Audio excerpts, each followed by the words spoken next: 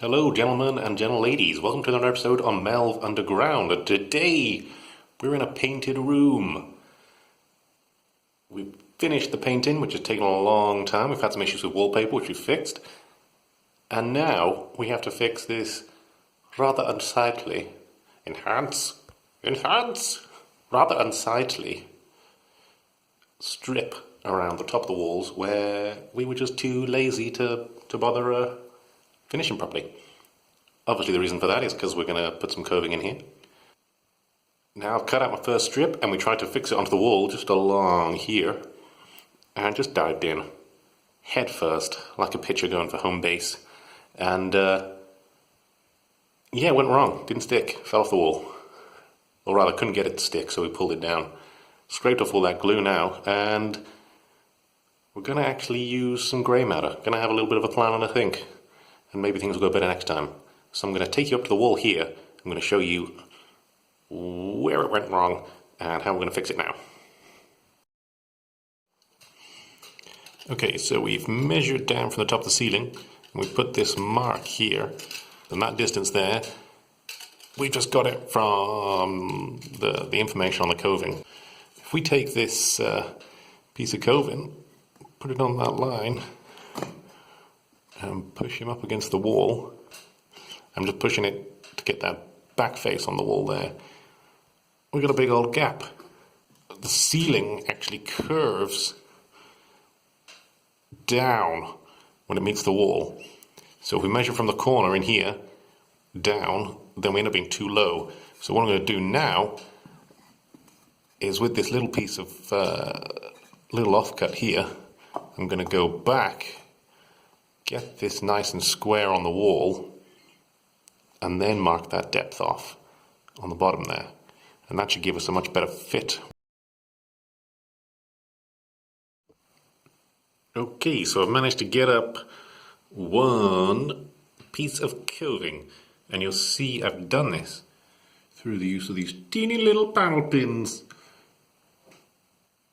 Now I'll go through putting this up in a bit more detail. I just wanted to show you how much the ceiling is moving, and the gap above and the similar gaps below.